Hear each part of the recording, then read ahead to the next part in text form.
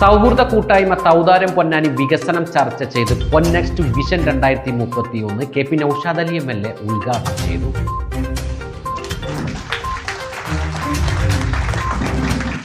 സൗഹൃദ കൂട്ടായ്മയായ തൗദാര്യം പൊന്നാനിയുടെ നേതൃത്വത്തിൽ പൊന്നെക്സ്റ്റ് വിഷൻ 2031 എന്ന പേരിൽ വികസന കോൺക്ലേവ് സംഘടിപ്പിച്ചു. 7 മേഖലകളിലെ വിദഗ്ധരെ ഉൾപ്പെടുത്തി സംഘടിപ്പിച്ച ശില്പശാലകളിൽ ഉയർന്ന അഭിപ്രായങ്ങളും ആശയങ്ങളും ക്രോഡീകരിച്ച് തയ്യാറാക്കിയ വികസന രേഖ കോൺക്ലേവിൽ അവതരിപ്പിച്ചു. പൊന്നാനിയുടെ ഒരു വികസന കാഴ്ചപ്പാടിനെ കുറിച്ച് തൗദാരമാണ് ആദ്യമായിട്ട് ഈ പുതിയ സർക്കാർ അധികാരത്തിലേറിയതിന് ശേഷം ഇത്തരത്തിലുള്ള ഒരു ആശയവുമായിട്ട് മുന്നോട്ട് വരുന്നത്. തീർച്ചയായിട്ടും ഇത്തരം ആശയങ്ങളുമായിട്ട് മുന്നോട്ട് വരുന്നവരെ രണ്ട് കൈയും നീട്ടി സ്വീകരിക്കുക എന്നുള്ളത് പൊന്നാനിയുടെ മുന്നേറ്റം ആഗ്രഹിക്കുന്ന എല്ലാവരുടെയും ബാധ്യതയും കടമയുമാണ്. തീർച്ചയായിട്ടും ഞാനും ആ അർത്ഥത്തിൽ തൗദാരത്തിൻ്റെ ഈ വലിയ ശ്രമത്തെ വലിയ പ്രതീക്ഷയോടുകൂടിയും ആവേശത്തോടുകൂടിയുമാണ് കാണുന്നത്. Bridal craft the wedding mall pan bazaar Tirur. K P Naushad Ali MLA ചടങ്ങ് ഉദ്ഘാടനം ചെയ്തു. പ്രോഗ്രാം കോർഡിനേറ്റർ കെ ഇമ്പിച്ചിക്കോയ അധ്യക്ഷത വഹിച്ചു. Chief adviser doctor Abdul Jabbar Ahammed വികസന രേഖ അവതരിപ്പിച്ചു. വികസന രേഖ Akbar travels of India managing director doctor KV Abdul Nasar MLAക്ക് കൈമാറി. ഒരു MLA എന്ന നിലയിൽ ഞാൻ ഇവിടെ ഏറ്റവും പ്രധാനമായിട്ട് മുന്നോട്ട് വെക്കുന്ന ഒരു അടിസ്ഥാന വികസന കാര്യങ്ങളെക്കുറിച്ച് കൂടി ഒന്ന് പറഞ്ഞുകൊണ്ട് ഞാൻ അവസാനിപ്പിക്കാം. ഒന്നാമതായിട്ട് ഈ കാപ്പിരിക്കാട് മുതൽ അഴീക്കൽ വരെ ഒരു സമ്പൂർണമായ ഒരു കടൽ ഭിത്തി ഉണ്ടാവുകയും അതിനിടയിൽ പ്രവേശന കവാടങ്ങളും ആ കടൽ ഭിത്തിയോടനുബന്ധിച്ച് പാത്ത് വേകളും മറ്റനുബന്ധ സൗകര്യങ്ങളുമുള്ളൊരു സമ്പൂർണ്ണ പദ്ധതി നമ്മൾ വിഭാവനം ചെയ്യുകയും അതിന് തുടക്കമിടുകയും ചെയ്തിട്ടുണ്ട്. കഴിഞ്ഞ ദിവസവും അതുമായി ബന്ധപ്പെട്ട ഇടപെടലുകൾക്കായി ഞാൻ തിരുവനന്തപുരത്തുണ്ടായിരുന്നു. അത് ഒന്നാമത്തെ പദ്ധതിയാണ്. അതൊരു 6 മാസം കൊണ്ട് വേണ്ട സാമ്പത്തിക ഭരണ സാങ്കേതിക അനുമതികൾ പൂർത്തിയാക്കാൻ പറ്റും എന്ന് ഞാൻ വിശ്വസിക്കുകയാണ്. രണ്ടാമതായിട്ടൊരു പദ്ധതി, ഈ പൊന്നാനിയിലുടനീളം മഴക്കാലം വന്നു കഴിഞ്ഞാൽ വ്യാപകമായ വെള്ളക്കെട്ടുകളാണ്. അത് പൊന്നാനി മുനിസിപ്പാലിറ്റിയിൽ മാത്രമല്ല, നാഷണൽ ഹൈവേ വന്നതിന് ശേഷം പാലപ്പെട്ടി മുതലുള്ള ഇരുവശങ്ങളിലും അത് വലിയ നിലയിൽ അത് നിലനിൽക്കുന്നുണ്ട്. അത് സമ്പൂർണ്ണമായിട്ട് പരിഹരിക്കാൻ ചെറിയ തോതിലുള്ള ഇടപെടലുകൾ കൊണ്ട് ക്ഷണികമായ പരിഹാരങ്ങൾ മാത്രമേ ഉണ്ടാവുകയുള്ളൂ. അതിനൊരു ശാശ്വതമായ ഒരു പരിഹാരം നമുക്ക് ആവശ്യമായിട്ടുണ്ട്. അതിനും നമുക്ക് ഒരു നാഷണൽ ഹൈവേ അതോറിറ്റി ഓഫ് ഇന്ത്യയുടെ സഹായത്തോടു കൂടി നമുക്ക് ചില കാര്യങ്ങൾ ആവിഷ്കരിക്കേണ്ടതുണ്ട്. അതും നമ്മൾ ചർച്ചകൾ തുടങ്ങി വച്ചിട്ടുണ്ട്. അടുത്ത മഴക്കാലത്തിന് മുമ്പ് ആ പദ്ധതിയും ഞാൻ നേരത്തെ പറഞ്ഞ സാമ്പത്തിക ഭരണ സാങ്കേതിക അനുമതികൾ പൂർത്തിയാക്കി അതിൻ്റെ ഒരു പ്രവർത്തനം തുടങ്ങണം എന്നൊരു ലക്ഷ്യത്തോടു കൂടിയാണ് മുന്നോട്ട് പോകുന്നത്. അതുപോലെ മൂന്നാമതായിട്ട് പൊന്നാനിക്ക് ഇടമില്ലാത്തത് റെയിൽവേ ഭൂപടത്തിൽ മാത്രമാണ്. നമ്മൾ ഗുരുവായൂർ തൊട്ട് തിരുനാവായ വരെയോ അല്ലെങ്കിൽ തിരൂര് വരെയുള്ള റെയിൽ പാത അതൊരു ഘട്ടത്തിൽ ഇവിടെ ലാൻഡ് അക്വിസിഷന് വേണ്ടിയിട്ട് ഓഫീസ് വരെ തുറന്ന് പ്രവർത്തനം മുന്നോട്ട് കൊണ്ടുപോയതാണ്. നിർഭാഗ്യവശാൽ ആ ആഫീസ് അടച്ചുപൂട്ടുകയാണ് ഉണ്ടായത്. അതും നമുക്ക് പൊടി തട്ടിയെടുത്ത് നമുക്ക് മുന്നോട്ട് കൊണ്ടുവരണം. അങ്ങനെയാണെങ്കിൽ അതിൻ്റെ നിലവിലുള്ള രൂപരേഖ പ്രകാരം കുണ്ടുകടവ് ജംഗ്ഷനിലാണ് പൊന്നാനി റെയിൽവേ സ്റ്റേഷൻ വരിക. അത് നമുക്ക് വീണ്ടും പൊടി തട്ടിയെടുക്കണം. അങ്ങനെയുള്ളൊരു 3 മേജർ പദ്ധതികൾക്ക് ഏറ്റവും മുന്തിയ പരിഗണന കൊടുത്ത് നമുക്ക് മുന്നോട്ട് പോകേണ്ടതുണ്ട് എന്നൊരാശയം നിങ്ങളുടെ മുമ്പാകെ വെക്കുകയാണ്. ഞാൻ ആദ്യം ഒന്നാമത് പറഞ്ഞത് നമ്മൾ അതിൻ്റെ പ്രാരംഭമായ അതിൻ്റെ ബേസ്മെൻറ്റ് പൂർത്തിയാക്കി ഫൗണ്ടേഷനിലേക്ക് പോയിട്ടുണ്ട് എന്ന് വേണമെങ്കിൽ പറയാം. അതിൻ്റെ ഒരു സൂപ്പർ സ്ട്രക്ചറിലേക്കാണ് ഇനി പോകേണ്ടത്. രണ്ടാമത്തെ പദ്ധതിയുടെയും ഒരു രൂപരേഖകൾ അണിയറയിൽ നമ്മൾ ആലോചിച്ച് പൂർത്തിയാക്കി വരുന്നു. മൂന്നാമത്തെ പദ്ധതി നമുക്കിനി ഇറങ്ങേണ്ടിയിരിക്കുന്ന ഒരു കാര്യമാണ്. അങ്ങനെ ഈ 3 കാര്യങ്ങൾ വളരെ പെട്ടെന്ന് നമുക്ക് പൂർത്തിയാക്കേണ്ടതുണ്ട് എന്ന് ഞാൻ വിശ്വസിക്കുന്നു.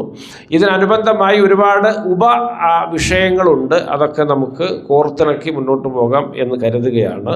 അതുപോലെ ഒരു കാര്യം കൂടി പറഞ്ഞ് ഞാൻ നിർത്തുകയാണ്. ഈ പൊന്നാനിയുടെ ചരിത്രത്തിനെ മാറ്റിമറിക്കാൻ ഉതകുന്നു, ഇതിൻ്റെ ഒരു മുഖവര അത് മാറ്റിമറിക്കാൻ ഉതകുന്ന ഒന്നാണ് കേരള ബജറ്റിൽ പ്രഖ്യാപിച്ചിട്ടുള്ള തിണ്ടീസ് മലബാർ കൾച്ചറൽ ബിനാലെ.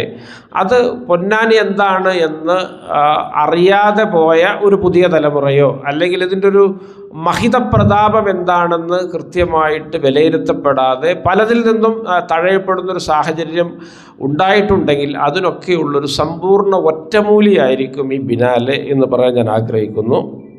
ഒരു 30-40 ദിവസം നീണ്ടു നിൽക്കുന്ന സാഹിത്യം, സംസ്കാരം, കല, സംഗീതം, ചിത്രകല, പൗരാണികത, ചരിത്രം,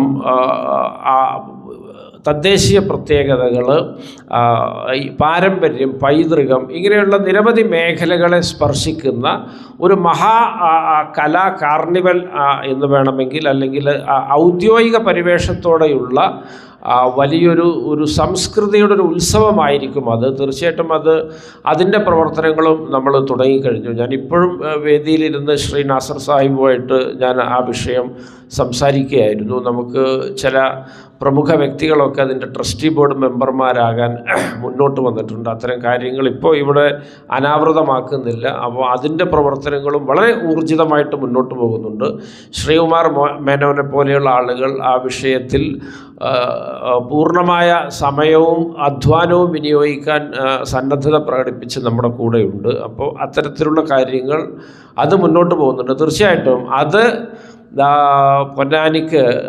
പൊന്നാനി എന്തൊക്കെയാണോ മിസ്സായത്, എന്താണ് പൊന്നാനി എന്നറിയാത്ത ആളുകൾ എവിടെയെങ്കിലും ഉണ്ടോ, അവരൊക്കെ പൊന്നാനിയെക്കുറിച്ച് നിലവിലുള്ള എല്ലാ മുൻവിധികളും മാറ്റി ഒരു ശുഭോദർക്കമായ മുൻവിധികളും ചിന്തകളും പൊന്നാനിയെക്കുറിച്ച് അവർക്കുണ്ടാകാൻ ഉപയുക്തമാകുന്ന ഒന്നാണത്. അതും നമുക്ക് 2027 ആദ്യ മാസങ്ങളിൽ അതിഗംഭീരമായിട്ട് നമുക്ക് പൊന്നാനിയിൽ നടത്തേണ്ടതുണ്ട്. അപ്പോൾ ഇത്തരത്തിലുള്ളൊരു 4 കാര്യങ്ങളാണ് നിങ്ങൾ ഉത്തരവാദിത്തം ഏൽപ്പിച്ച നിങ്ങളുടെ ഒരു സേവകൻ എന്നുള്ള നിലയിൽ ഞാൻ പ്രയോറിറ്റൈസ് ചെയ്ത് മുന്നോട്ട് കൊണ്ടുപോകുന്ന കാര്യങ്ങൾ എന്ന് നിങ്ങളോട് പറയാൻ ആഗ്രഹിക്കുന്നു. അതിൽ ഈ കടൽ ഭിത്തിയുടെ കാര്യങ്ങളിൽ ഒരു 25-30% അതിൻ്റെ പ്രവർത്തനങ്ങൾ ഞാൻ മുന്നോട്ട് കൊണ്ടുപോയിട്ടുണ്ട്. ഉത്തരവാദിത്തപ്പെട്ട അധികാര കേന്ദ്രങ്ങളിൽ നിന്നുള്ള പച്ചക്കൊടി അതിന് ഞാൻ സമ്പാദിച്ചിട്ടുണ്ട്.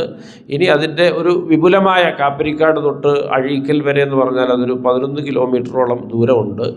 അപ്പോൾ അത് ചെറിയ പദ്ധതി അല്ലാത്തത് കൊണ്ട് അതിന് ചില